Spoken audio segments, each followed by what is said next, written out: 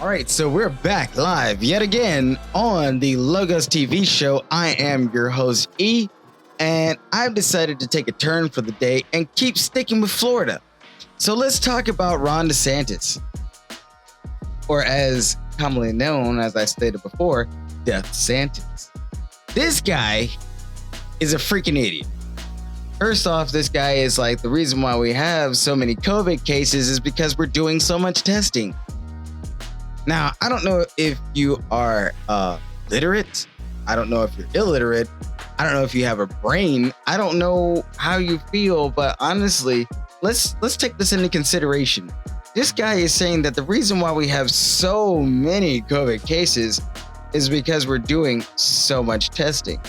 And so basically what he's trying to say, and what he has actively been doing, is trying to cut out as much testing as possible. So that way his numbers don't look bad. So that way when he comes into polling, he looks like, oh, hey, look, I'm the god. Because now remember, here is where things really get dicey. Now, he is on his way to a 2024 candidacy run for president. Yeah, that's right. Ron DeSantis. DeSantis is trying to be the president. Now, this is where things get a little dicey, because we're going to have to realize that if this guy gets into office as a president, this guy is going to be a freaking dirtbag, and he's going to get all of us killed. And I don't mean like all of us in the nation. Basically, what I'm talking about is everybody that's in, that's BIPOC, anybody like that, anybody that's a person of color. He is coming after you. So when you are a sitting president, right? You're a sitting president. You can do a lot. And like right now, we're looking at Biden. Biden is being a little, he's being a little pansy about everything. But we already knew who Biden was. And the only reason that he got into office is because he was the lesser of two evils. Not like he was just not evil or anything like that. No, the guy's a dirtbag. All right, the guy is a freaking dirtbag. He went and did all this. Like, wait. Let's remember now, MLK Day, right? We'll get on to that later, but just this one little snippet, just because it refers to Biden. So MLK, right? Well, we're talking about Biden, right? So this guy on MLK Day goes down to Georgia after everybody told him, do not come here. Stay where you are in DC and fight for our rights. What does this jerkbag do? He goes right down to freaking Georgia and just starts pandering to what he thinks black people want to hear. We don't give a damn about what you got to say, Biden. We care about your actions, not your words, because you've already shown us what your actions already are. We know what you mean. You can be as indescriptive or descriptive as you want, but we already know who you are as a person. You're a dirtbag. You're a lying dirtbag. I'm not afraid to say it. You and your buddy Obama, you're both dirtbags. Okay? Y'all can sit there and y'all can act pretty. You can let your wives take the brunt of everything. And that's another reason why you're dirtbags, because you let your wives take on the brunt of everything and you never stick up for them. But you don't stick up for the people that you are saying that you represent. Come on, Biden. Remember, crime bill. Dude, we don't forget that. Like, everything that you have done is on a record and we can see it. So that just comes and it boils down to, what the hell are you going to do, Biden? You've already proven to us now that you don't give a damn about us. You will easily come out there and pander so it makes you look good. So maybe you can have a 2024 hopeful. But I mean, honestly, I don't see you having a second term. I'm sorry. I know a lot of people aren't going to be happy when I say that. And I know a lot of progressives are going to be happy when I say it, because they understand, hey, it's not going to be a 2024 for Joe Biden. Now, the only problem is that, now we're hearing about Hillary Clinton. She's trying to run again. Wow. But I don't even care about that. The biggest issue right now that we're having is DeSantis. That is the one. Him, and then, so we do have to worry about one other person, and that would be Kristen Sinema. these two idiotic white people are just completely out of line and out of sync with everything in this world. Now, I don't want to go into cinema right now just because of the idea that that's a whole nother episode. And right now, I just decided that we're just going to focus on Florida and DeSantis. That's who we're going to focus on right now. So let's put it like this, right? If DeSantis were to actually be president, look at what he's already doing in his own state of Florida. Remember, this is the guy that is saying that, hey, it's illegal to make white people feel guilty about the stuff that they were not necessarily accountable for, but they are accountable for. Because, I mean, if you know that racism and all these things and slavery and all these things happened in the past, well, racism is still here. But if you know that all this stuff happened, your concept now is, well, are you going to change it and do better, or are you just going to stick with it and benefit off of it? Because that's the whole problem. Like, I hate this whole stupid idea that people are like, oh, that's reverse racism. I'm sorry, there's no such freaking thing as reverse racism. It doesn't benefit anybody. Anybody who is not white, racism does not benefit you. What's that? What's the Asian guy, Kwong? The Asian police officer went out and beat up a Muslim man because he was dark. And then as he was beating him almost to death, was calling him a terrorist, was calling him all kinds of Al-Qaeda, ISIS, all these things because the guy was drunk and cut him off. So he went and got out of his car, cut this guy. Well, he went and stopped this guy, got him out of his car, and then proceeded to beat him to death. Almost. Now, Kwong was a freaking police officer. Off duty at the time, mind you. Off duty. But yet, he still found it necessary for him to go and beat an innocent man almost to death.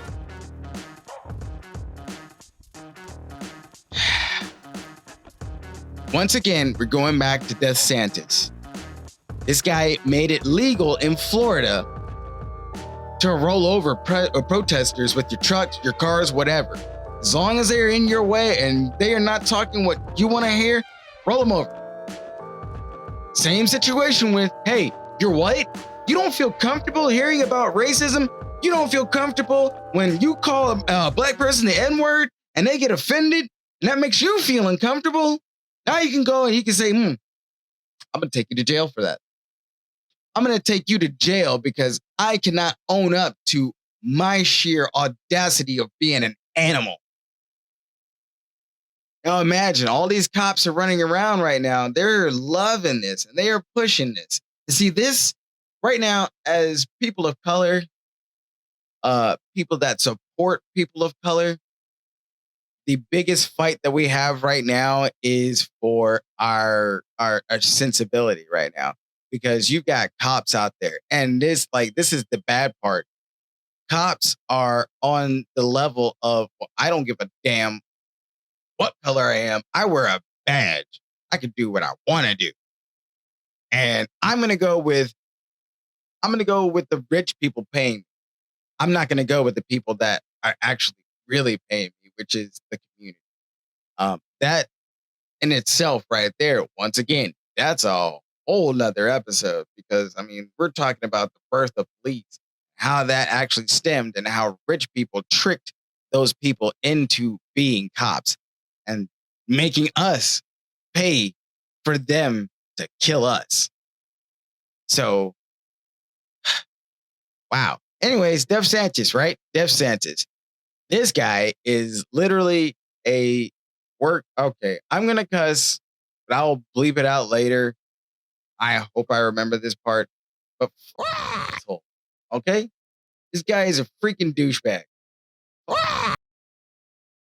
Guy is just like, if you were to go outside and step in a pile of dog crap, he is that pile of dog crap with rocks in it and all that other stuff that, like, you got to go and get a little twig or something to go and dig in your shoes. You got to go spray your whole shoe down and everything. He's that dookie butter left over. That's who DeSantis is. And this guy thinks he is just king of the freaking Florida nation. I don't know if he thinks that like Florida is like some completely different country or something. Like they can just do whatever the hell they want and nobody's gonna stop them. What? But anyways, Death Santis is our number one enemy right now. He is enemy number one. I know everybody wants to look at Kristen Cinema and Joe Manchin, uh, but I mean, Kristen Cinema and Joe Manchin, they've got their own little things, and I mean, they're doing their stuff for money, you know. But DeSantis, he's doing this for fame and fortune. So he wants to make sure that all of you guys, if you're not white, you're gonna die. That's essentially what he's trying to say. Don't do any testing. Don't make white people feel guilty for making you feel like crap or talking crap to you or running you over. If you want to go and protest the safety of your life and well-being of yourself and those around you, go roll over the because we don't give a shit about them. Oh man, I just cussed again. This is how bad. This is how much this guy really pisses me off. I promised that I wasn't going to curse, so of course I'll just have to bleep this out. But I mean, can we really figure this out right now? Like, let's talk about DeSantis, man. Like this guy. Okay, first off, he doesn't give a damn about his wife. He doesn't give a damn about his kids. He doesn't give a damn about his constituents. All he cares about is, can I get a 2024 presidential race or nomination? All he wants to do now is tell white people, hey, you you know what? We can harken this back to it's not reconstruction. I forgot exactly what it is right now, but it's essentially before the parties were switched. And be careful with that too, because you have people like Candace Owens that are trying to bait switch you and be like, oh, well, Democrats were all slave owners and racist and all it. Yeah, that was way back in the day before the parties actually switched. Because back in the day, Republicans were primarily well-to-do freed slaves, um, and free men and rich white people, right? And of course, you had those poor Southern Democrats who were like, well, dang, all of our money was tied up with having slaves, and now you took that from us. So now we have nothing. So now that means we got to come after you and come get you. So what did they do? They decided that they were going to talk to all those rich people on the Republican side and be like, yo, or I'm sorry, on the Republican side and be like, yo, let's switch the tables. Let's flip this around. Let's put the black people over here on the Democratic side. We'll come over here and be Republican. And now to this day, that's why you have people like easily misconstruing it, misconstruing all of this information and basically saying, well, oh, well, Democrats are nothing but racist. They're nothing but evil people. They're this, they're that, blah, blah, blah, blah. Not realizing that at one point in time, the parties were switched. So DeSantis, right? DeSantis is a part of this whole generic feel of republicanism. Like honestly, there's really no such thing as two parties. Not in this country. There's one party, just different factions of it, because they're all under the same thing. Now there is a bit of a difference that's coming out now, and that's where you have progressives. And if you're really in tune with things, you would see that there is this the PPM, the Poor People's Movement, and I am graciously a part of that. I am trying to do everything I can to make sure that I can be a part of that. Um, but it is what it is. And yeah, anyways, I promise you in the future, I will be more structured. This is episode 1. So please forgive me. I'm completely out of line. I don't have my lights on. I do have lights on, but I don't have the right direction. Like I'm all out of sync right now. Oh man, I should have been on like a drinking binge or something, and that would have made more of an excuse, but I can't say that. I'm sorry. But I mean,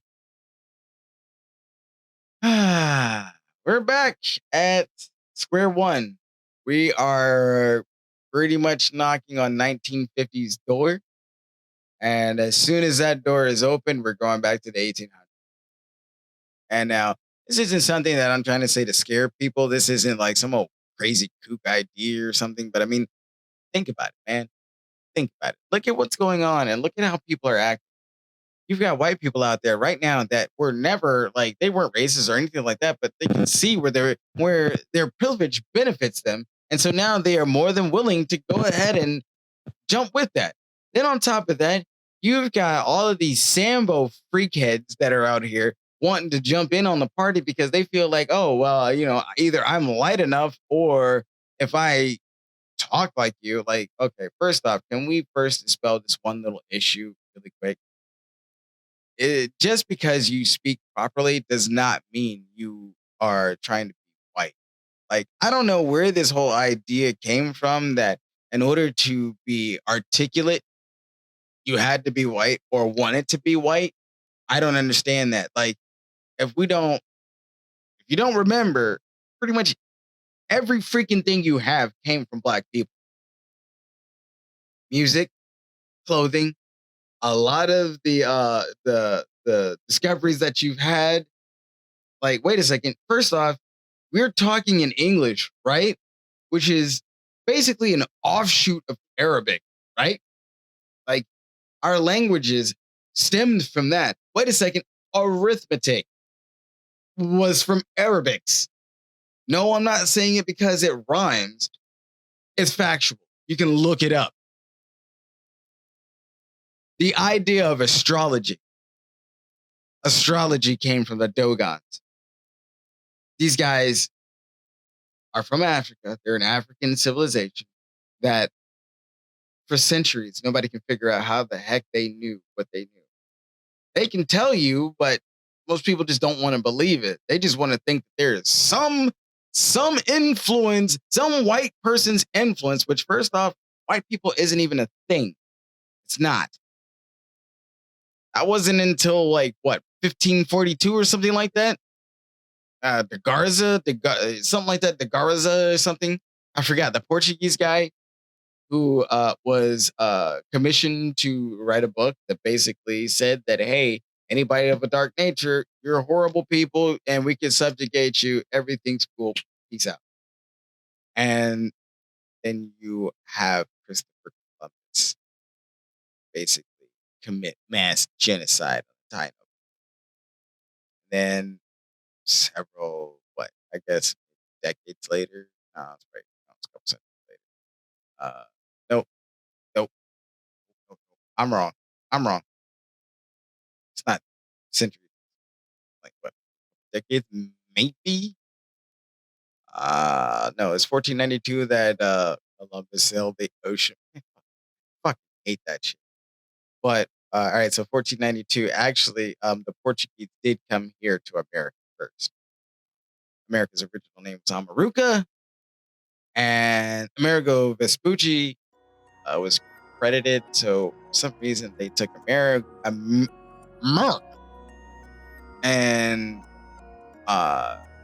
Vespucci and just kind of conflated the two together, and now you have America, home of the races, land of the free whites.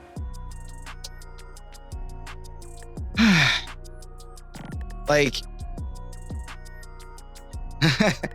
I really wish I could have a larger platform, a larger soapbox to cry out on, as the conservatives would like to call it. Oh, he's just freaking crying so bad. Yeah, wouldn't you be mad if people were trying to subjugate you and trying to cut off everything that you have? You'd be fucking pissed. But you're not. That's what makes me sad. Once again, you guys got me cussing way out there, and I can't stand the fact that I have to cuss so much. Like, I hate it because I don't want to have to deal with the bleeping. Although it's gonna be funny because I'm not gonna do the what the beep. I'm not gonna do any of that. That's gonna be something really interesting. It's probably gonna. But anyways, All right, guys, look, I am getting ready to go and start doing some more things. Apparently, as you can see, I'm getting notifications. So that means I have to get ready for the next episode, which means that I will be coming to you once again live. And this time, I promise I will have my lighting correct. I finally got the microphone working. It is at a good working level. So everything seems good. So basically, I will see you guys on the next episode. Love you all. Remember, man, logic, it helps the world. It makes you grow.